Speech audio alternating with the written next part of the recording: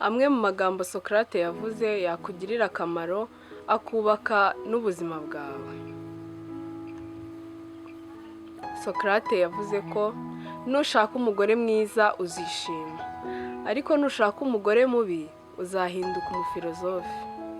Nanone ati, abanyabwenge baganira ku bitekerezo, abaciriritse bakaganira ku byahise, hanyuma abaciriritse kurushaho bakaganira ku bantu. Nanone Socrate yatubwiye ko buriya utanyurwa n'ibyo afite cyangwa atunze, ntuzategereze ko azanyurwa n'ibyo azatunga mu gihe kizaza.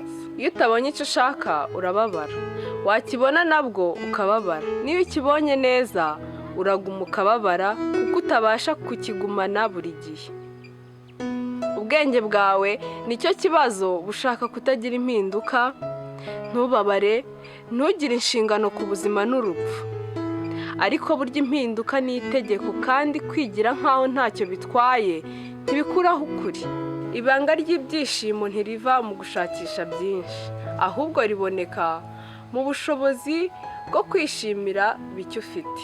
Kandi nanone Socrate yatubwiye ko ikintu cyiza kibaho ni ubumenyi, naho ikintu kibi kibaho ni ubujiji.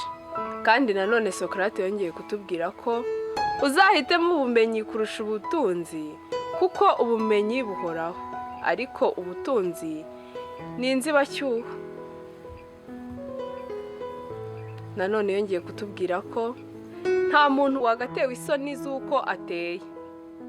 Biteye isoni n'ikimwaro gusaza utazi ubwiza n'imbaraga z'uko hari icyo umubiri wawe ushoboye. Nanone Socrate yatubwiye ko ubwenge nyabwo ni ukumenya ko ntacyo uzi.